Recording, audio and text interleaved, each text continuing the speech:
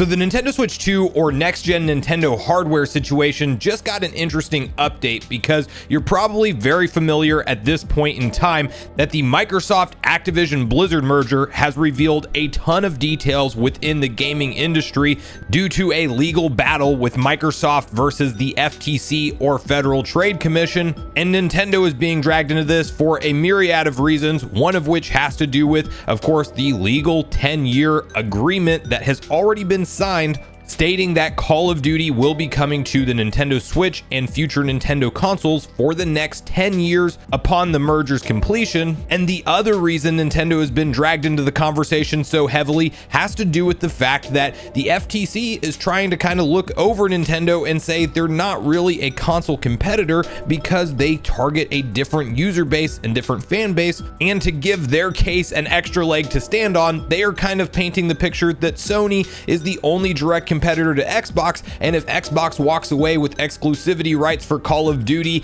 and all of the other various Activision Blizzard published titles, that would be a monopoly and ultimately harm competition. Now, I don't see it that way, and many others online don't either, and it does seem like we should have final confirmation that Microsoft will be welcoming in Activision Blizzard to their family at any moment now. In fact, it may have already been done by the time you're seeing this video. We just got the update yesterday that Sony has officially signed their document for Call of Duty for the next 10 years on PlayStation. Even though they were very against this deal, they're effectively now left with no choice because by all accounts, it looks like this thing is going through in Microsoft's favor. But where the Nintendo Switch 2 or next-gen Nintendo hardware got brought into the conversation had to do with the following post that you can see from the legal proceedings document. On page 92 out of a 153 long document collection here, you have from the top, our gaming platform competes with console platforms for Nintendo and Sony. The FTC focuses on internal Microsoft documents, specifically comparing Xbox sales against PlayStation.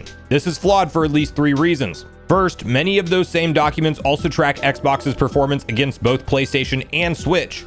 There is then a large redacted portion of this document, and then it says, second, Microsoft tracks Xbox's performance against PlayStation, not because those two consoles provide a complete competitive landscape, but rather because they were released at the same time. The Switch was released 3 years earlier, and Nintendo is expected to release the successor to the Switch as early as next year, whereas PlayStation 5 and Xbox Series X and S are at a different stage of the console's life cycle. So of course, the big quote and takeaway from that page has to do with Nintendo's next generation console, or the successor to the Nintendo Switch, is planned to launch as early as next year, according to Microsoft. And then you have to stop and pause and think, why would Microsoft know the state of the Nintendo Switch 2 or whatever their next gen hardware is? Well, clearly Nintendo had to have direct talks and communications with Microsoft around the Call of Duty deal specifically. Microsoft, if this thing closes, needs to know, is Nintendo running with the Switch for the next 5 years and we have to get Call of Duty up and running on a version that will run on the Switch? They may have to do that anyway regardless, because in the legal proceedings and a lot of the documents, the Nintendo Switch is called out and Microsoft is supposed to support that exact console. So we may indeed have a playable version of Call of Duty on the current Switch today, but they would also need to know what to plan for in the future, as Call of Duty is one of those franchises that gets annual releases, and you would assume by time this thing is closed and wrapped up, maybe not this year, but by next year, we may have an official Nintendo playable version of the latest Call of Duty game, and Microsoft has claimed it will have full content parity with the Xbox and PlayStation counterparts. So they need to roughly know what to expect in terms of what the hardware limitations will be at that point in time, and that's where the successor to the Nintendo Switch would indeed come into the conversation, and why Microsoft would have some level of knowledge around the loose timing of when Nintendo is planning to launch the console. Now, to play devil's advocate to this entire conversation, you could argue that this is maybe being shared from a point of speculation from Microsoft. So again, until Nintendo says something official for their next generation hardware, you can't write home about this stuff and say that it is for sure going to happen, but you can have a realistic expectation that 2024 just makes a ton of sense for Nintendo. While the Switch is still vastly successful in 2023 today, there is no denying that it is reaching a point of market saturation, and we have numerous investor questions around what Nintendo is doing for their next gen hardware. It's already the longest home console life cycle of any Nintendo hardware ever, and President Shintaro Furukawa has been very transparent in stating that it is going to be hard for Nintendo to hit their 15 million forecasted Switches, which is already a much lower number than we've seen them forecast in years prior, and Nintendo is taking the transition to new hardware very seriously in their own words, because they don't want that momentum to die and fall off a cliff. And that leads me to believe that likely next year, 2024, is indeed the year we will have new Nintendo hardware playable. Maybe we learn about it at the end of this year and it launches early next year,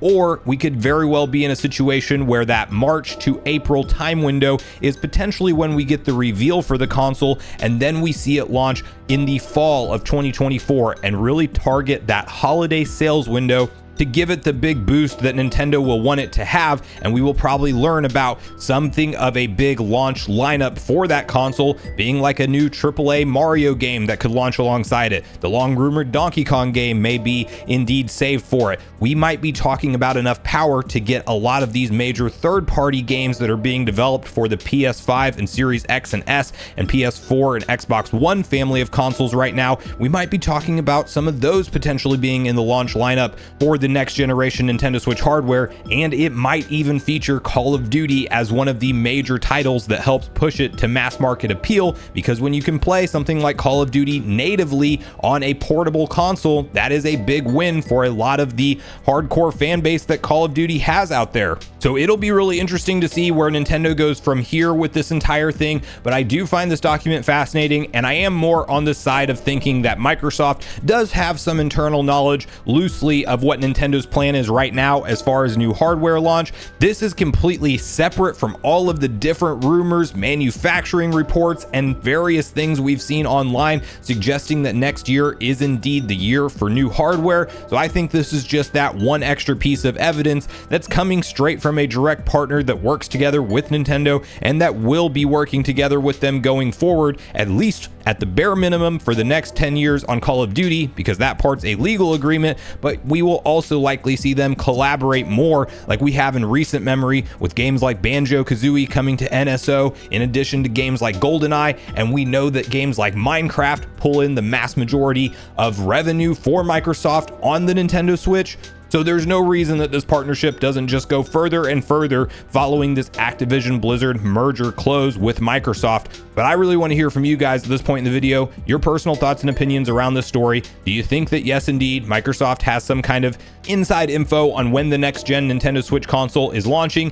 and 2024 is indeed the year? Or do you think that it's more likely that we're going to be talking about this all throughout 2024 and Nintendo may not pull back the curtain on anything that year at all, and we might be around with the Switch until 2025 or 2026? I don't think that's the case, but I would love to hear your thought process if you do. And bonus questions, what if any game franchises that Activision Blizzard owns today would you like to see supported on the current or next generation Nintendo console in the future? So regardless of your thoughts and feelings on everything we talked about today, I do look forward to hearing from you all in the comments down below before you leave the video, as I do look forward to getting a back and forth conversation started with you all around these topics. Go watch yesterday's video next if you haven't already, which is on screen right now. Also make sure you like, subscribe, turn on your notification bell, and I will see you guys in the next video.